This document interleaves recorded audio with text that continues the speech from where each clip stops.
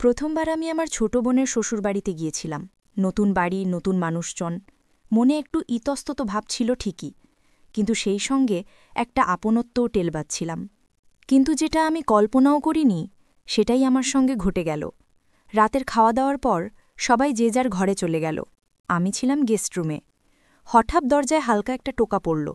ভাবলাম হয়তো আমার বোন হবে, কিন্তু দরজা খুলতেই দেখি সামনে দাঁড়িয়ে আছে বাড়ির সবচেয়ে বড় মানুষটা, আমার বোনের ভাসুর রাহুলজি।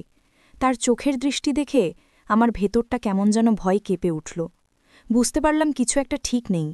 তিনি জোর করে ঘরে ঢোকার চেষ্টা করলেন, আর তারপর আমার সঙ্গে প্রায় 2 ঘণ্টা ধরে। হ্যালো প্রিয় বন্ধুরা, আমার নাম সৃষ্টি। লোকে বলে আমার সৌন্দর্য নাকি একটা জাদু আছে, যে একবার দেখে সে আর চোখ ফেরাতে পারে না। আমার কোমর এতটাই সরু যে শাড়িও সরে যায়, চুল এতটাই ঘন যে রাতও হিংসে করে, আর আমার চোখ একবার যে তাকিয়েছে সে যেন তাতে ডুবে যায়। আমার হাসি এমন যে পাথরও গলে মোম হয়ে যায়, আর আমার চলনে এমন এক মাদকতা যে বড় বড় মানুষেরও হুঁশ উড়ে যায়। কিন্তু এই গল্প আমার সৌন্দর্যের নয়, এই গল্প সেই ছায়ার, যেটা আমার বোনের বিয়েতে আমার দিকে এগিয়ে এসেছিল। আর তারপর এমন এক ঝড় উঠল যে আমার জীবনটাই বদলে গেল। কিছুদিন আগে আমার ছোট বোনের বিয়ে হলো। বাড়িতে হৈহুল্লোড়, হাসি, আনন্দ, আত্মীয়দের ভিড়ে একেবারে মেতে উঠেছিল সবাই। আমিও বিয়ের সেই রঙে ডুবেছিলাম, কিন্তু বারবার আমার চোখ যাচ্ছিল একজনের দিকে। তিনি ছিলেন করণ সিনহা, আমার বোনের জা। অবসরপ্রাপ্ত সেনা অফিসার। বয়স হবে বোধহয় 48, কিন্তু শরীর এমন যে যুবকরাও লজ্জা পাবে। লম্বা কাঠামো, চওড়া বুক, আর চোখে এমন গভীর ঝিলিক যে একবার ফাঁসলে আর বেরোনো যায় না। বিয়ের হট্টগোলে তিনি বারবার আমার সঙ্গে ধাক্কা খাচ্ছিলেন, কখনো ইচ্ছে করে, কখনো অজুহাতে। তার হাসিতে কি যেন একটা ছিল যেটা আমার মনে অদ্ভুত একটা ঢেউ তুলছিল। প্রথমে আমি পাত্তা দিইনি, কিন্তু ধীরে ধীরে তার কথাগুলো আমার মনকে খোঁচা দিতে শুরু করল। কখনো আমার শাড়ির প্রশংসা, কখনো আমার হাসি দেখে গভীর নিঃশ্বাস, কখনো এমন কথা যা সরাসরি না হলেও অনেক কিছু বলে যেত। আমি চুপ করে থাকতাম, কারণ বিয়ের মুহূর্ত ছিল, কিন্তু মনে মনে একটা অদ্ভুত ভয় জন্ম নিচ্ছিল। বিয়ে শেষ হলো, বোন বিদায় নিল, আমিও বাড়ি ফিরে এলাম। সবাই নিজের কাজে ব্যস্ত হয়ে পড়ল, কিন্তু আমার মনে কেমন যেন একটা অস্থিরতা। নিজেই বুঝতে পারছিলাম না কেন তার কথা এত ভাবছি। এটা কি কেবলই একটা কাকতালীয় ঘটনা, নাকি আরও কিছু? কিন্তু তারপর এমন কিছু ঘটল যেটা আমার সব প্রশ্নের উত্তর দিয়ে দিল। একদিন সকালে আমার স্বামীর ফোনে রাহুলজির কল এলো। খুব উৎসাহের সঙ্গে বললেন, কাল আমরা বারাণসী ঘুরতে যাচ্ছি, তোমাদের দুজনকেও সঙ্গে যেতে হবে। আমার স্বামী তৎক্ষণাৎ না করে দিলেন, কারণ তার কাজের চাপ ছিল অনেক। ছুটি নেওয়া তার পক্ষে অসম্ভব ছিল। কিন্তু রাহুলজি এতবার জোর দিয়ে বললেন যে শেষমেশ আমার স্বামী আমাকে যাবার অনুমতি দিয়ে দিলেন। স্বামী যখন আমাকে এটা বললেন, আমি একটু দ্বিধায় পড়ে গেলাম। তার বিনা কোথাও যেতে আমার মন চাইছিল না। কিন্তু তিনি যখন বললেন, সৃষ্টি তুমি যাও, তাছাড়া তোমার তো ঘুরতে খুব ভালো লাগে, তখন আমিও রাজি হয়ে গেলাম। পরের দিন দুপুর 2টো নাগাদ রাহুলজি তার ঝকঝকে গাড়ি নিয়ে আমাকে নিতে এলেন। আমি গাড়িতে উঠতেই তিনি হেসে বললেন, তাহলে তৈরি তো ম্যাডাম, বারাণসী ঘুরতে যাচ্ছেন? আমি হালকা হেসে বললাম, হ্যাঁ, তবে এত তাড়াতাড়ি ডেকে ফেললেন, আমি তো ভেবেছিলাম সন্ধে বেরোব। তিনি হেসে বললেন, আরে পথটা তো লম্বা, তাড়াতাড়ি বেরোলে পথের মজা পাওয়া যাবে। পুরো পথ আমরা হাসি মজা করতে করতে গেলাম। তিনি আমাকে পুরনো গল্প শোনাচ্ছিলেন, তার সেনা জীবনের কাহিনী বলছিলেন। আমি তার কথায় ডুবে যাচ্ছিলাম। বয়স্ক মানুষ আমার সবসময় পছন্দ, তারা বেশি বোঝেন, অভিজ্ঞতার ভাণ্ডার থাকে। রাহুলজিও সত্যি খুব আকর্ষণীয় মানুষ ছিলেন। প্রায় 1 ঘণ্টার পথ পেরিয়ে আমরা আমার বোনের জায়ের বাড়িতে পৌঁছে গেলাম। সেখানে সবাই আমাদের খুব আন্তরিকভাবে স্বাগত জানালো। আমাকে একটা আলাদা ঘর দেওয়া হলো, যেটা ছিল রাহুলজির ঘরের ঠিক পাশে। পরদিন সকালে আমাদের বারাণসীর উদ্দেশ্যে বেরোতে হবে, তাই আমি তাড়াতাড়ি রাতের খাওয়া সেরে একটু বিশ্রাম করতে গেলাম, কিন্তু ঘুম আসছিল না। হয়তো নতুন পরিবেশের জন্য, নয়তো মনের মধ্যে কিছু একটা ঘুরপাক খাচ্ছিল। রাত 10টা নাগাদ আমি ছাদে ঘুরতে গেলাম। হালকা ঠান্ডা হাওয়া বইছিল, চাঁদের আলো ছড়িয়েছিল। পুরো পরিবেশটা যেন শান্তিতে ভরা। আমি নিজের ভাবনায় ডুবেছিলাম। হঠাৎ পেছন থেকে একটা আওয়াজ এলো, সৃষ্টিজি, এত রাতে একা ছাদে কি করছেন? চমকে পেছন ফিরে দেখি রাহুলজি দাঁড়িয়ে, তার মুখে সেই চেনা হালকা হাসি, চোখে সেই পরিচিত ঝিলিক। আমি একটু ঘাবড়ে গেলাম, তবে নিজেকে সামলে বললাম, কিছু না, আবহাওয়াটা ভালো লাগছিল তাই ভাবলাম একটু হাঁটি। তিনি কাছে এসে দাঁড়ালেন, বললেন, একা আবহাওয়ার মজা নিতে কি আর মজা? মজা তখনই যখন কথা বলার কেউ থাকে। আমি হালকা হেসে বললাম, হ্যাঁ, আপনি তো সবসময় কথা বলতে তৈরি থাকেন। তিনি হেসে বললেন, আরে আপনার সঙ্গে কথা বলতে ভালো লাগে, আপনি খুব বোঝদার আর শালীন, আজকাল এমন মানুষ কম পাওয়া যায়। তার কথায় মিষ্টত্ব ছিল, যেটা আমার ভেতর গিয়ে ঠেকছিল। হয়তো তার বয়সের জন্য, নয়তো তার অভিজ্ঞতার কারণে। হঠাৎ তিনি বলে উঠলেন, আপনার স্বামী খুব ভাগ্যবান, এত সুন্দর আর বুদ্ধিমতী স্ত্রী পেয়েছেন। আমি তৎক্ষণাৎ কথা থামিয়ে বললাম, রাহুলজি, এমন কথা বলবেন না, আপনি তো জানেন আমাদের একটা সম্পর্ক আছে। তিনি হেসে মাথা নাড়ে বললেন, হ্যাঁ জানি, আমি শুধু একটা কথা বলছিলাম, কখনো কখনো মানুষ মনের কথা কাউকে বলতে পারে না, কিন্তু মন চায় কেউ একজন থাকুক যার কাছে মন খুলে বলা যায়। তার কথায় কি যেন একটা ছিল, যেটা আমাকে পুরোপুরি অস্বস্তিতে ফেলতে পারছিল না।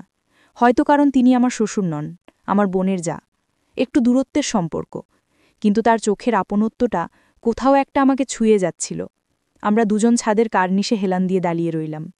তিনি আকাশের দিকে তাকিয়ে বললেন, সৃষ্টিজি, কখনো কি মনে হয়েছে, যখন একজন মানুষ জীবনের এমন একটা পর্যায়ে থাকে যেখানে সব কিছু কাছে থাকে তবুও মনটা খালি মনে হয়? আমি চুপ করে রইলাম, কি উত্তর দেব। কিছুক্ষণ নীরবতার পর তিনি নিজেই কথা বদলে ফেললেন, বললেন, কালকের যাত্রার জন্য কিছু তৈরি করেছেন? বারাণসীতে দেখার মতো অনেক কিছু আছে। আমি মাথা নেড়ে বললাম, হ্যাঁ, একটু আধটু জিনিস বুঝিয়ে নিয়েছি, তেমন কিছু লাগবে না। তিনি হেসে বললেন, আপনার মতো সাদাসিধে মানুষই সবচেয়ে সুন্দর। আমি শুধু হালকা হাসলাম, কিন্তু মনের ভেতর কিছু একটা চলতে শুরু করল। তার কথাগুলো আমার কাছে স্বাভাবিক মনে হচ্ছিল না। হয়তো তিনি বেশি কিছু বলে ফেলেছিলেন, নয়তো আমার মনই বেশি ভাবছিল। তারপর অনেকক্ষণ আমরা ছাদে হাঁটলাম। এরপর নিচে গিয়ে সবাই মিলে খাওয়া দাওয়া করে নিজের ঘরে ঘুমোতে গেলাম। ভোর 4টে নাগাদ আমরা বারাণসীর উদ্দেশ্যে বেরিয়ে পড়লাম। আমরা মোট 8 জন ছিলাম, 5 জন মহিলা আর 3 জন পুরুষ। গাড়ি চালাচ্ছিলেন আমার বোনের স্বামী, তার পাশে বসেছিলেন আরেকজন।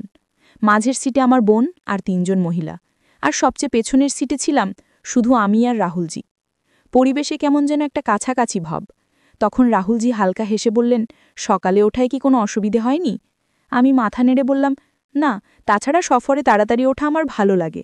তিনি ধীরে বললেন, আর আমার সঙ্গে সফর করতে কেমন লাগছে? আমি একটু অস্বস্তিতে পড়ে গেলাম। তবু হেসে বললাম, ভালো, আপনার মতো শান্ত আর বোঝদার মানুষের সঙ্গে সফরে কিছু শেখার থাকে। তিনি আমার দিকে তাকালেন, তার চোখে একটা গভীরতা ছিল, যেন কিছু বলতে চাইছে। তারপর বললেন, সৃষ্টিজি, মাঝে মাঝে মনে হয় কিছু মানুষ আমাদের জীবনে কোনো কারণ ছাড়াই এসে যায়, কিন্তু থেকে যায় চিরকালের জন্য। আমি চুপ করে রইলাম, উত্তর দেওয়া কঠিন মনে হচ্ছিল। সামনে থেকে আসা ঠান্ডা হাওয়া আমার চুল নিয়ে খেলছিল। আমি জানালার বাইরে তাকিয়েছিলাম, কিন্তু আসলে ডুবেছিলাম নিজের ভাবনায়। পুরো পথ আমরা কখনো কথা বলছিলাম, কখনো চুপ করে থাকছিলাম, কিন্তু সেই নীরবতাও যেন কিছু বলছিল। তার চোখের উষ্ণতা, কথার মধ্যে লুকানো নরম ভাব, সবই আমি বুঝতে পারছিলাম, কিন্তু দেখে না দেখার ভান করছিলাম। প্রায় 2 ঘন্টা পর আমরা বারাণসী পৌঁছে গেলাম। গাড়ি থামল বড় ঘাটের কাছে। সবাই নেমে পড়ল, আমিও নামলাম। রাহুলজি হাত বাড়িয়ে বললেন, সিঁড়িগুলো পিছিল, সাবধানে। তার কণ্ঠে সেই চেনা মিষ্টত্ব। আমি একটু সংকোচ করলাম, কিন্তু কিছু না বলে তার হাত ধরে নিলাম। একটা ঝটকা লাগল, যেন কোনো অচেনা সম্পর্ককে ছুঁয়ে ফেললাম। মুহূর্তটা ছোট ছিল, কিন্তু অনেক কিছু বলে গেল। তারপর আমরা ঘাটে পৌঁছালাম। গঙ্গার ঢেনুগুলো ঠান্ডা ছিল, কিন্তু বেশ অস্থির।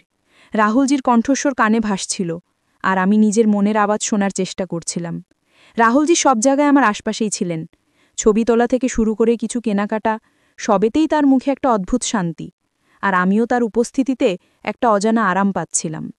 সন্ধে যখন আমরা হোটেলে ফিরলাম, শরীরটা ক্লান্ত ছিল, কিন্তু মন অস্থির।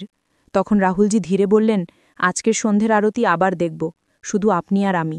আমি চমকে গেলাম, বাকি সবাই তাদের ঘরে ছিল। আমি নিজেও বুঝতে পারছিলাম না আমি কি করছি, কিন্তু কেন জানি না আমি তার কথায় রাজি হয়ে গেলাম। সন্ধে যখন আমরা ঘাটে পৌঁছালাম, তখন হালকা অন্ধকার, আরতির আলো ঢেউয়ের ওপর পড়ছিল। ভিড়ের কোলাহল, কিন্তু আমাদের মাঝে নীরবতা, সেই নীরবতা যেটা শব্দের চেয়েও গভীর। তখন তিনি আমার দিকে তাকিয়ে বললেন, সৃষ্টিজি, কখনো কারো সঙ্গে কিছু না বলে জুড়ে গেছেন, কোনো নাম না দিয়ে, কোনো সম্পর্ক না বানিয়ে, শুধু মন থেকে মনে? আমি কিছু বললাম না, শুধু গঙ্গার ঢেউয়ের দিকে তাকিয়ে রইলাম। কিন্তু সত্যি বলতে আমার ভেতরেও কিছু বইতে শুরু করেছিল, সেই গঙ্গার ঢেউয়ের মতোই। রাতের নিঃশব্দতা গাঢ় ছিল। হোটেলের সব ঘরের দরজা বন্ধ, কিন্তু আমার মনের জানলাগুলো খোলা, ঠিক গঙ্গার সেই তীরের মতোই, যেখানে দিনভর ভিড় থাকে আর রাত হলেই নিঃসঙ্গতা এসে পাশে বসে। আমি জানালা দিয়ে বাইরে তাকিয়েছিলাম, ঢেউয়ের মধ্যে একটা অদ্ভুত সুর, কিন্তু মনের ভেতর কেমন যেন একটা অস্থিরতা। তখন দরজায় হালকা একটা টোকা, মৃদু, কিন্তু তাতেই বুকের ধড়পড় বেড়ে গেল। আমি দাঁড়িয়েই রইলাম, শ্বাস আটকে। আবার টোকা। আমি আস্ত দরজা খুললাম। সামনে রাহুলজি, তার মুখে সেই চেনা গভীর শান্তি, কিন্তু চোখে কিছু একটা অজানা, নয়তো কোনো উদ্বেগ, নয়তো কোনো অসমাপ্ত কথা। তিনি বললেন, মাফ করবেন, বিরক্ত করলাম না তো? আমি মাথা নেড়ে বললাম, না, আপনি কিছু বলতে এসেছেন? তিনি আমার চোখে তাকিয়ে বললেন, হ্যাঁ, একটা কথা, যেটা অনেক দিন ধরে মনে ছিল, হয়তো আজ বলার সময় এসেছে। আমি চুপচাপ একপাশে সরে দাঁড়ালাম। তিনি আস্তে ঘরে ঢুকলেন,